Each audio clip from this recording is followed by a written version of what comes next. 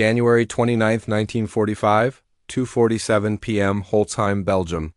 First Sergeant Leonard Funk turns the corner of an old farmhouse and his heart stops. 90 German soldiers stand before him, their eyes locked on his. Roughly half are gripping weapons, while the others reach down to grab rifles from a scattered pile. 4 American G's are forced to kneel in the frozen snow, hands clasped behind their heads. These weren't enemy combatants moments ago. They were prisoners, 80 of them, taken by Funk's company just 20 minutes earlier during the brutal village assault. Only 4 guards could be assigned to watch them. That's all the manpower they had. But now everything has changed. They've broken free, they're armed, and they're preparing to strike Company C from behind. A German officer moves forward aggressively, jamming an MP-40 submachine gun hard into Funk's belly. He's shouting something, the words harsh and guttural. Funk has no clue what he's saying. German isn't a language he understands, and none of his men speak it either. The officer's voice rises. Louder now, his face flushing deep red with anger. Funk glances at the 90 hostile soldiers surrounding him, then at his 4 helpless Americans, then down at the weapon digging into his stomach.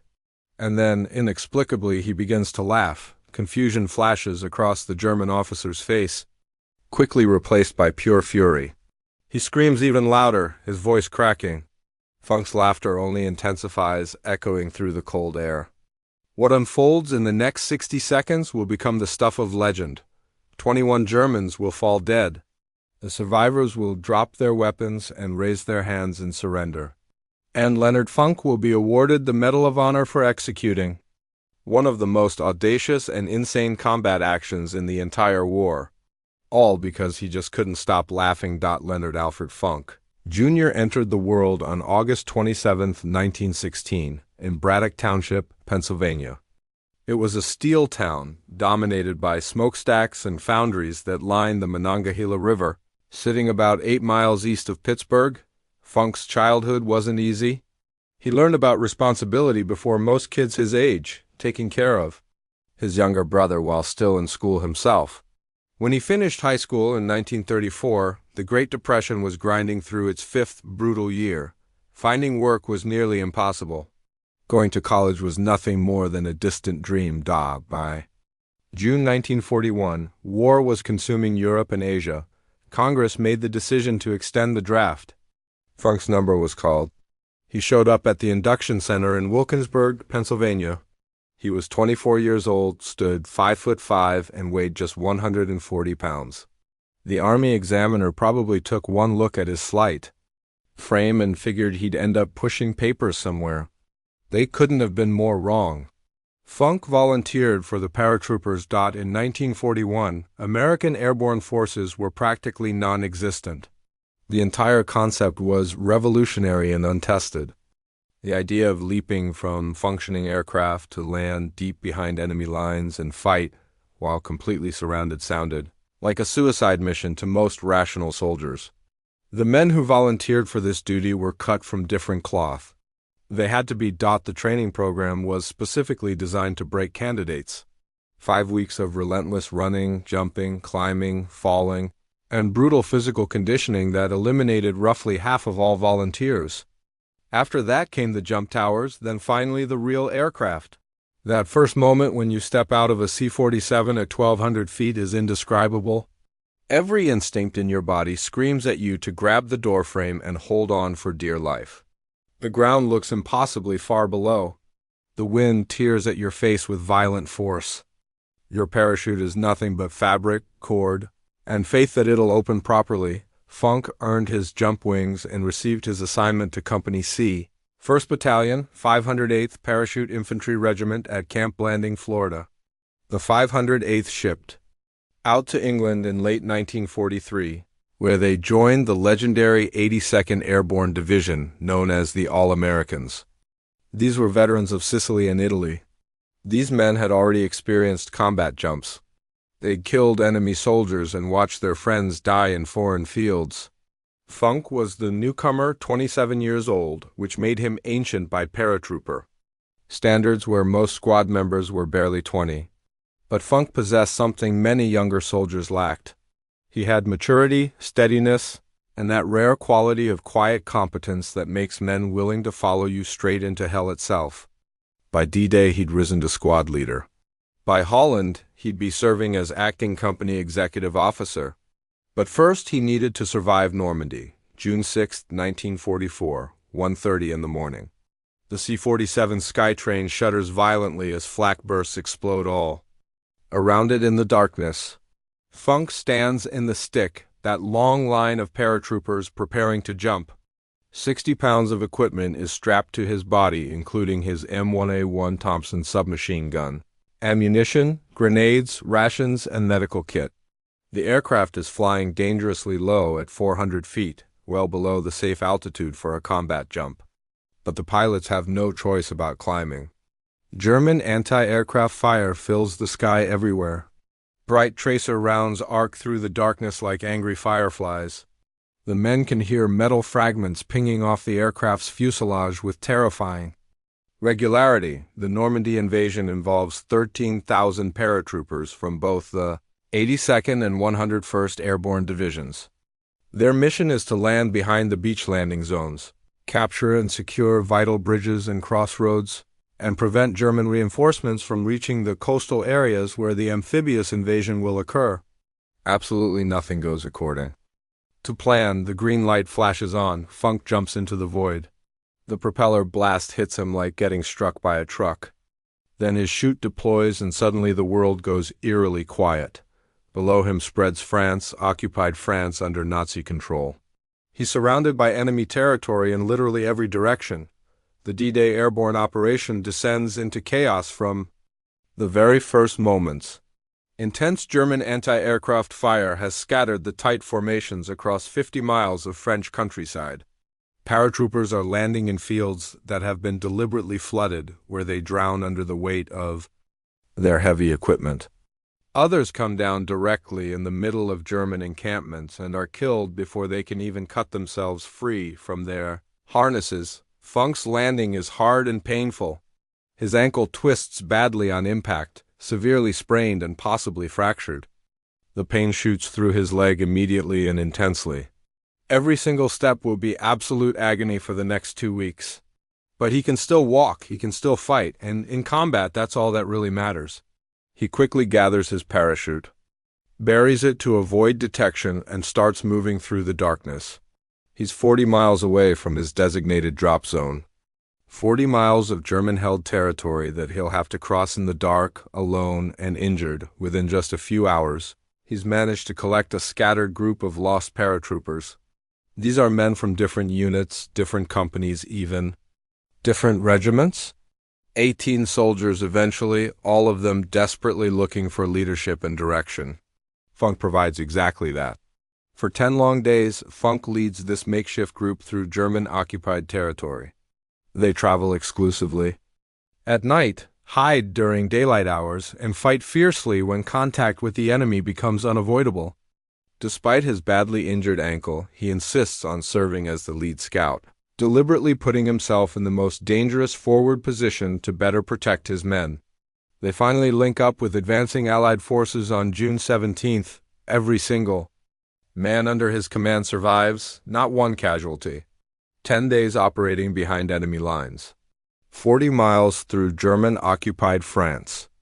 And Leonard Funk brings every last one of them home safely. His actions earn him the Silver Star, the third highest combat decoration, plus a Bronze Star for meritorious service, plus his first Purple Heart. But Funk is just getting started with his wartime service. September 17, 1944. Holland, Operation Market Garden begins, the largest airborne assault in military history. 35,000 paratroopers will drop into the Netherlands with the mission of capturing a series of crucial bridges across the Rhine. British, American, and Polish forces all jumping together in a coordinated assault. If the operation succeeds, the Allies will punch through into Germany itself by Christmas. Field Marshal Montgomery's plan is extremely ambitious, perhaps too ambitious for reality. The paratroopers must capture and successfully hold 7 separate bridges spread across 64 miles of Dutch territory. Ground forces will race up a single exposed highway to link up with the airborne troops. Everything depends completely on speed, on achieving total surprise, and on absolutely nothing going wrong. Naturally, everything goes wrong. The British 1st Airborne Division lands at Arnhem, the furthest bridge in the operational plan. They're immediately surrounded by SS Panzer divisions that intelligence reports claimed weren't in the area. For 9 brutal days, they fight desperately and die in the narrow streets. Only 2,000 men out of 10,000 make it out alive. The bridge too far enters military history textbooks as a cautionary tale about overambition. But Leonard Funk doesn't concern himself with the strategic big picture. He only knows his specific mission. Support the landing operations, secure the drop zones, and kill Germans. After his unit touches down, his company quickly secures their assigned objective. Standard procedure, nothing unusual. The 508th is operating near Nijmegen, working to capture bridges that will allow ground forces to continue their advance northward. Then Funk notices something that definitely isn't part of the operational plan. 3 German 20mm flak weapons, anti-aircraft guns, are actively firing at the incoming Allied gliders carrying reinforcements. Those gliders are carrying desperately needed reinforcements along with jeeps, artillery pieces, ammunition crates, and medical supplies. If those guns continue firing unchecked, hundreds of men will die before they even reach the ground. The gun position is well prepared and dug in on high ground near Vauxhall. Approximately 20 German soldiers are manning the weapons and providing perimeter security. Sandbags, camouflage netting, and interlocking fields of fire make it a formidable defensive position. Funk has exactly 3 men with him. Standard military doctrine clearly states, you need at least a 3-to-1 numerical advantage to successfully assault a prepared defensive position. Funk has the complete opposite situation. He's outnumbered 7-to-1. He attacks anyway, leading from the very front. Funk and his tiny 3-man patrol assault the heavily defended German position head-on. They systematically kill the security detachment, storm directly into the gun emplacements, and neutralize all 3 weapons along with their crews. 20 Germans against 3 Americans. The guns fall silent. The gliders land safely without further losses. This action earns him the Distinguished Service Cross, the second highest decoration for valor, sitting just 1 step below the Medal of Honor itself. Funk now possesses both a Silver Star and a DSC. These are 2 of the rarest and most prestigious combat decorations in the entire American military. Most soldiers who earn even one of these medals are considered legitimate heroes for the rest of their lives. Funk still isn't finished with his war. December 16, 1944, the Germans launched their final desperate offensive of the war. 3 full armies, 400,000 men, 1,400 tanks, and 1,900 artillery pieces. They crashed through thinly held American defensive lines in the Ardennes forest, driving hard toward the vital Belgian port of Antwerp. Hitler's plan is absolutely insane, but it almost succeeds anyway. He's gambling everything Germany has left on one massive surprise attack. The goal is to split the Allied armies completely, capture Antwerp and its port facilities, then force a negotiated peace settlement in the West so Germany can redirect all its remaining strength toward fighting the Soviets in the East. For the Americans, it becomes an absolute nightmare scenario. The German offensive hits sectors that are held by either completely green, inexperienced troops or utterly exhausted veterans who'd been pulled off the front lines to rest and recover. Entire divisions simply crumble under the assault. Thousands of American soldiers are forced to surrender. The German advance creates a massive bulge 50 miles deep in the Allied defensive lines. History will remember it as the Battle of the Bulge, the single largest battle the American Army fights during the entire Second World War. 89,000 American casualties before it finally ends. The weather conditions are absolutely brutal. Heavy snow, thick ice, and temperatures plummeting to 5 degrees below zero. Men literally freeze to death in their foxholes overnight. Weapons malfunction and jam from the extreme cold. Vehicles refuse to start. The freezing weather becomes as deadly an enemy as the Germans themselves. Then comes Normandy.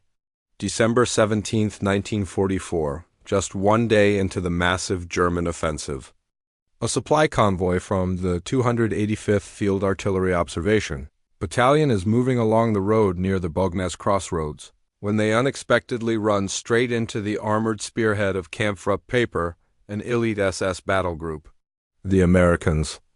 Our rear echelon support troops, artillery observers, and radio operators mostly. They're absolutely not equipped or trained for direct combat against heavy tanks and veteran armored infantry. After a brief one-sided engagement, 113 Americans are forced to surrender. They're herded together into a snow-covered farmer's field near the crossroads. Hands raised high, completely disarmed, officially prisoners of war. Under international law, then the SS troops systematically open fire on them. Machine guns, pistols, rifles, everything. The Germans shoot them down like animals in a slaughterhouse. Men who desperately try to run are immediately cut down by concentrated fire. Men who fall to the ground wounded are finished off with execution style. Shots directly to the head. 84 Americans die in that frozen field. Some survive purely by playing dead, lying perfectly still in the bloody snow for hours while German boots walk directly past them and German voices laugh nearby.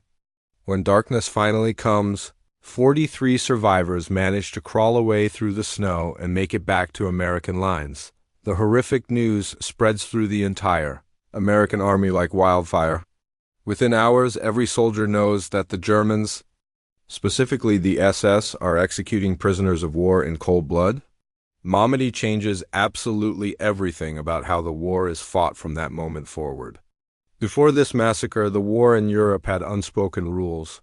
Soldiers surrendered when their tactical situation became hopeless.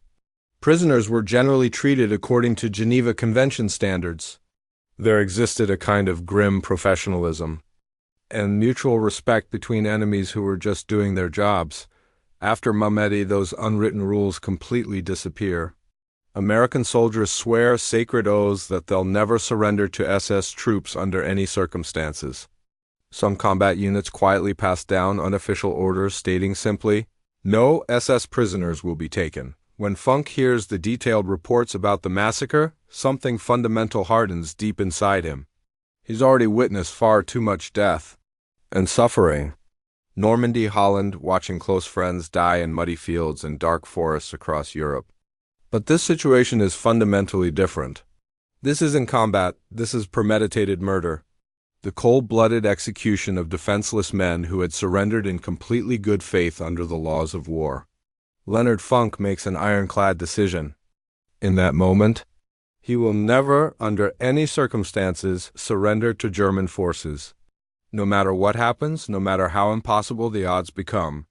That decision will prove critically important very soon. January 29, 1945. The Ardennes Forest. The massive German offensive has finally been broken and stopped. Now, the Allied forces are methodically pushing back, retaking lost ground.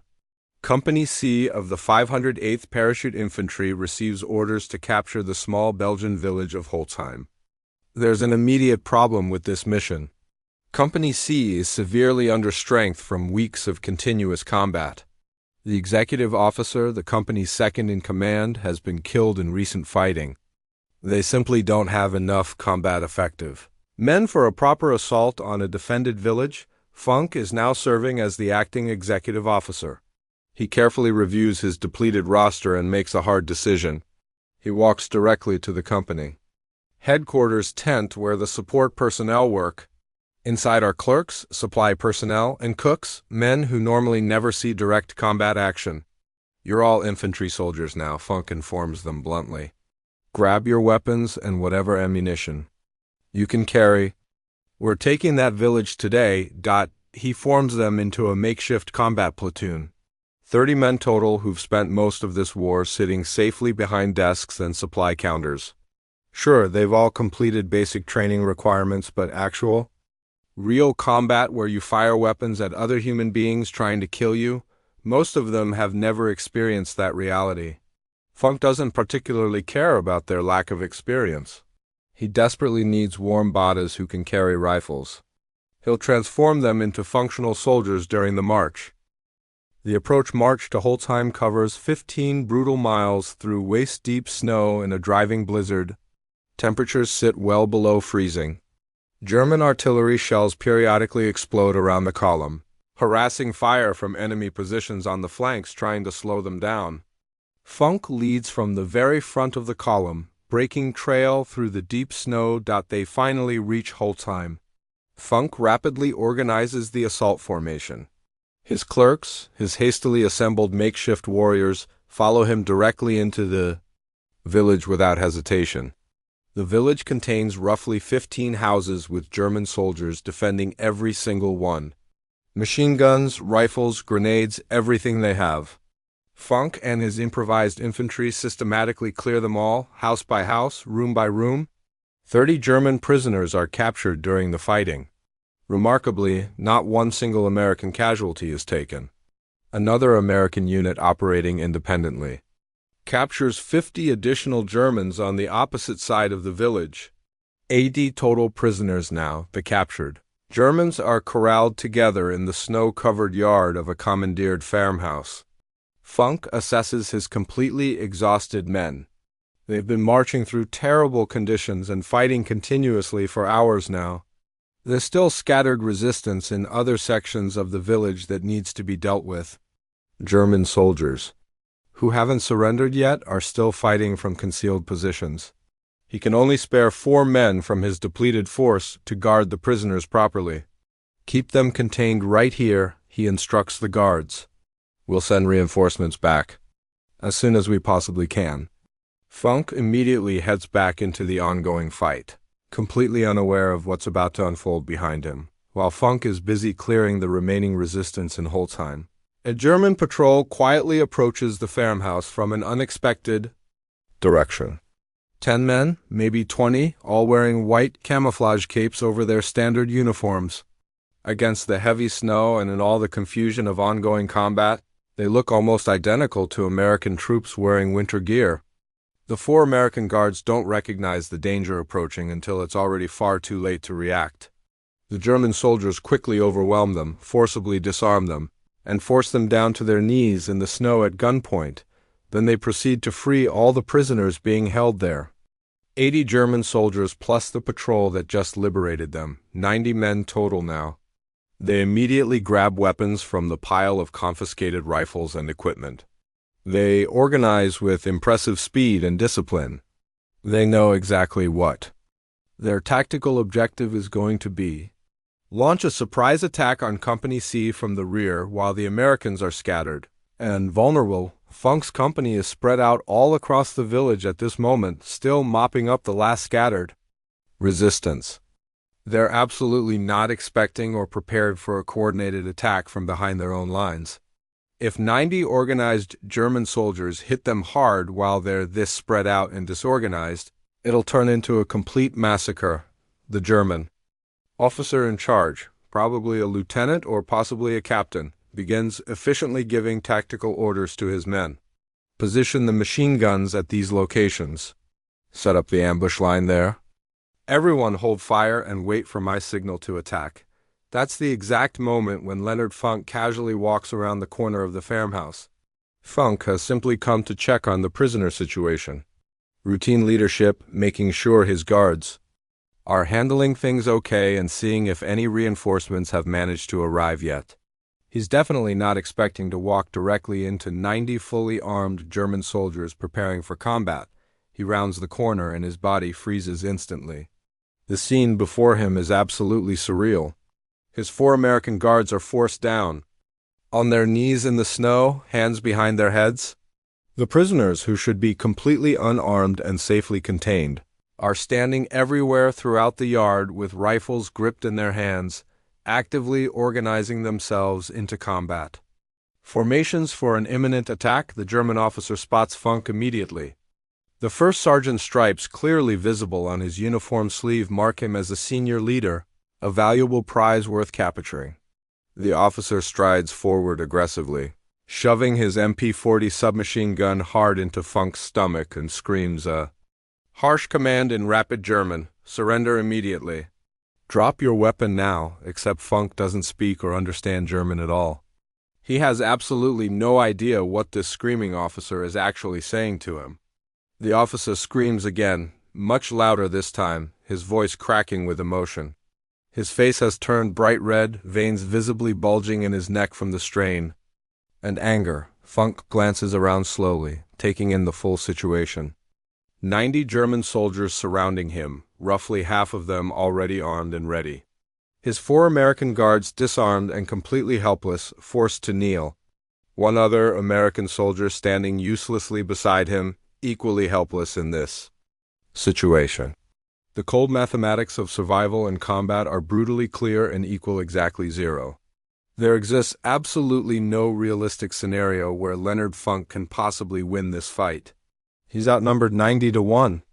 The sensible action, the rational choice that any trained soldier would make, is to surrender immediately and survive as a prisoner of war, but Funk remembers Normandy with perfect clarity. 84 defenseless Americans systematically murdered. In a frozen field, shot down like cattle, left to freeze and bleed out in the snow. He's already made his decision about surrendering to Germans. So instead of complying with the screaming officer's demands, Leonard Funk does something completely inexplicable and insane. He starts laughing out loud. Nobody knows with absolute certainty why Funk laughed at that specific moment. Maybe it was a deliberate tactical ruse, a calculated ploy to confuse the enemy and buy himself precious seconds. Maybe it was an involuntary stress response, the human brain doing bizarre things when confronted with absolute certain death. Maybe it was genuine amusement at the pure absurdity of the entire situation. A furious officer screaming commands, in a language Funk couldn't possibly understand while expecting instant compliance. Funk himself later stated in interviews that he genuinely tried to stop laughing but simply couldn't control it.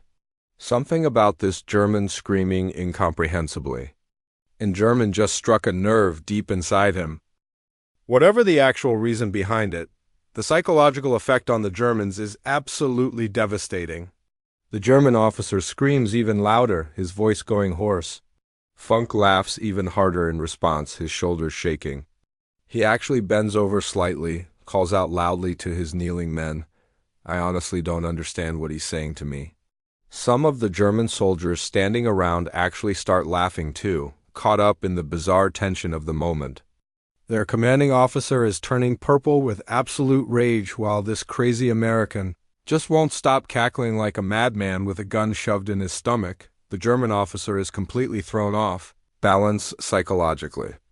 This isn't remotely how prisoners of war are supposed to behave in his experience.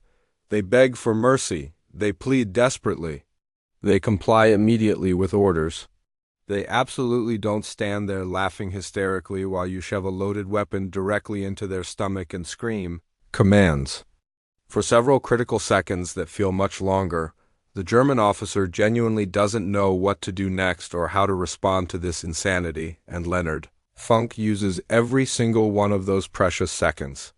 Still appearing to laugh uncontrollably, Funk slowly, carefully reaches up toward his Thompson submachine gun.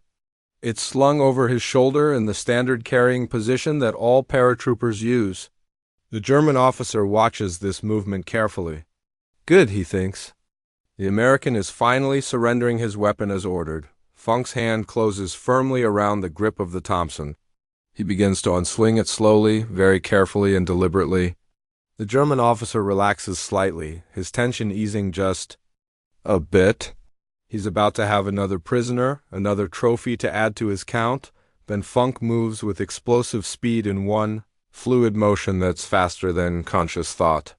He swings the Thompson sharply down, brings the muzzle into perfect line with the officer's center mass, and squeezes the trigger hard. The M1 Thompson submachine gun fires .45 caliber ACP rounds at 600 rounds per minute. At point-blank close range like this, each individual round hits with the impact force of a sledgehammer.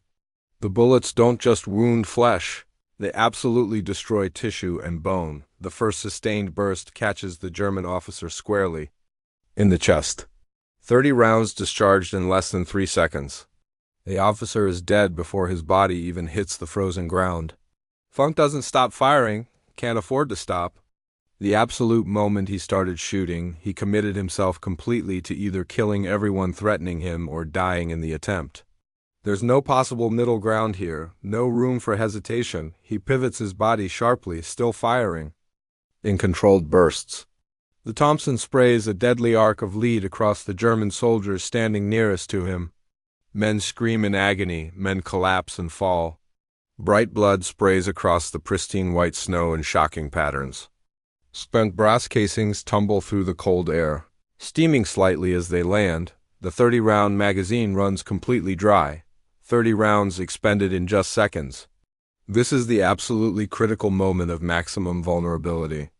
A Thompson submachine gun takes roughly 2 seconds to reload if you're well practiced and your hands don't shake. 2 seconds is an eternity in the middle of a close-quarters firefight. 2 seconds is more than enough time for 90 German soldiers to kill one isolated American. Funk yanks the empty magazine out forcefully, slams a fresh loaded magazine in hard, racks the bolt with practiced efficiency, and immediately keeps shooting without any pause. The entire reloading sequence takes less than a single heartbeat. Pure muscle memory developed through thousands of hours of intensive training compressed into one perfectly fluid motion executed under maximum stress. At the same time, he's screaming at the top of his lungs to his kneeling men. Pick up their weapons right now. Pick up their weapons and fight. The 4 guards, still on their knees just seconds ago, scramble desperately for the rifles that the dead Germans have dropped all around them. Just moments ago, they were helpless. Prisoners awaiting execution. Now they're fighting desperately for their lives. The German soldiers descend into complete chaos and confusion. Their commanding officer is dead on the ground. The American who was just laughing like a lunatic is now killing them systematically. Nobody gave any orders for this situation. Nobody knows what the proper response should be. Some of them do. Manage to shoot back at Funk. Bullets crack past his head, missing by inches. 1 round hits and kills the American soldier who'd been standing uselessly beside him. Funk keeps firing, keeps moving constantly, keeps killing efficiently. His guards have weapons in their hands now. They're shooting too, adding their fire to his. The Germans suddenly find themselves caught in a devastating crossfire they never anticipated or prepared for. 60 seconds total. That's all the time it takes for everything to be decided. 21 German soldiers now lie dead in the bloody snow. 24 more are wounded, some critically. The rest, more than 40 men, have thrown down their weapons in panic and raised their hands high in surrender. The prisoners have become prisoners once again. Leonard Funk stands in the middle of the carnage, gray smoke still rising from his hot Thompson barrel, completely surrounded by bodies and blood. That right there, he says to his men while catching his breath, was the stupidest thing I've ever seen in my entire life. The aftermath is almost anticlimactic after that intense action. Company C successfully secures Holzheim village completely. The captured Germans, the survivors anyway, are marched to rear area holding facilities under much heavier guard, this time with no chances taken. Funk files his after-action report with his commanding officer. Just another firefight, just another day in this war. But the incredible story spreads rapidly through the regiment, then through the entire division, then through the whole 82nd Airborne.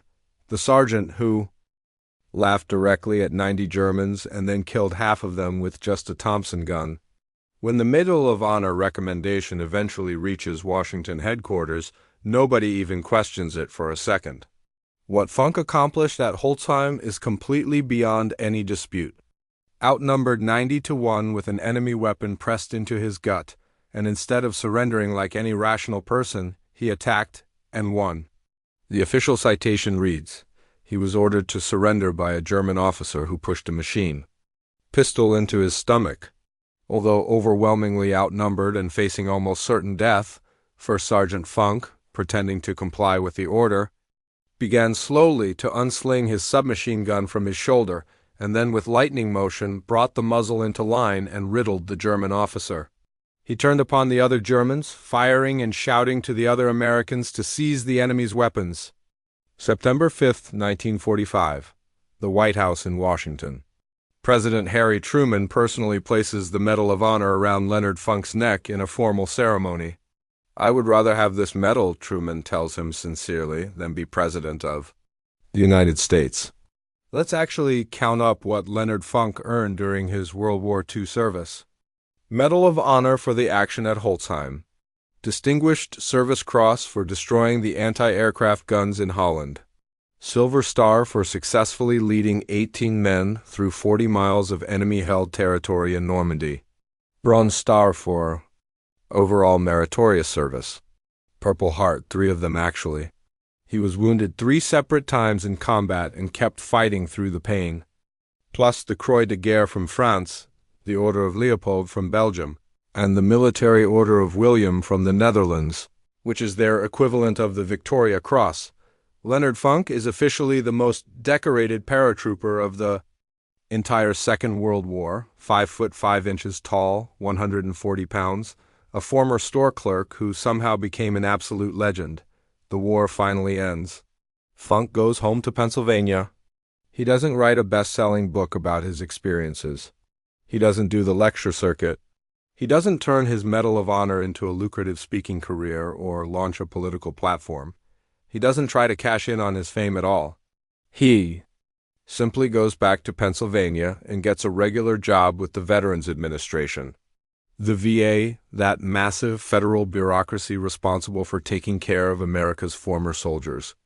Helping other veterans navigate the complex paperwork, processing disability claims, cutting through endless red tape for men who'd given everything and now desperately needed help getting what they were legally owed. The same kind of clerk work he did before the war started. The same quiet, unglamorous, but absolutely necessary work that keeps the system functioning. For 27 years, Leonard Funk sits at a desk in an office and helps veterans. He rises steadily through the administrative ranks, eventually becomes division chief of the Pittsburgh regional office. Good salary, steady hours, a decent pension waiting at the end. His wife Gertrude sticks with him through all of it. They have 2 daughters together. They live in McKeesport, Pennsylvania, a working-class neighborhood in a working-class town not very far from where he originally grew up. The Medal of Honor hangs in a display case somewhere in his house. The Distinguished Service Cross, the Silver Star, all those foreign decorations from France and Belgium and the Netherlands. He never talks about any of them publicly. When curious people ask him about Holzheim, about the laughing, about facing down 90 Germans, he just shrugs it off casually. Did what I had to do, that's it. That's all he ever says about it. November 20th, 1992, Braddock Hills, Pennsylvania. Leonard Alfred Funk Jr. dies of cancer. He's 76 years old. They bury him with full military honors at Arlington National Cemetery, Section 35, Grave 2374, among the heroes of every American war who rest there. At the time of his death, he's the last surviving Medal of Honor recipient from the 82nd Airborne Division in World War II. A fitness center at Fort Bragg, now called Fort Liberty, is named after him. A highway in Pennsylvania bears his name. A post office in McKeesport was dedicated to his memory in 2023, but most Americans have never heard of Leonard Funk. They know Audie Murphy. They know Alvin York, the famous Medal of Honor recipients, whose stories got made into Hollywood movies. They don't know about the short, quiet paratrooper who laughed at 90 Germans and killed 21 of them with a Tommy gun. Here's what the story of Leonard Funk actually tells us. War doesn't favor the physically big. It doesn't favor the naturally strong. It doesn't favor the reckless or the fearless. War favors the ones who keep thinking clearly when everyone else around them has stopped thinking at all. At Holzheim, Leonard Funk had every logical reason to surrender immediately. The mathematics were completely impossible. 90 against 1, a loaded gun pressed into his stomach. His men already captured and helpless. Any rational person facing those odds would have given up instantly to save their life. But Funk wasn't thinking about the mathematics or the odds. He was thinking about Normandy, about 84 Americans murdered execution style in a field, about what the Germans had proven they do to prisoners. And he was thinking about his men, the 4 guards on their knees, the soldiers scattered across the village who would be attacked from behind if these Germans escaped and organized. So he laughed. Maybe as a deliberate tactical ploy, maybe from pure stress, maybe because the whole absurd situation just struck him as darkly funny. And while the German officers stood there confused, while everyone was psychologically off balance, Leonard Funk made his move. 60 seconds later, he was standing in a field full of bodies, still alive when he should have been dead. There's a quote often attributed to President Truman about the Medal of Honor. I would rather have this medal than be President of the United States.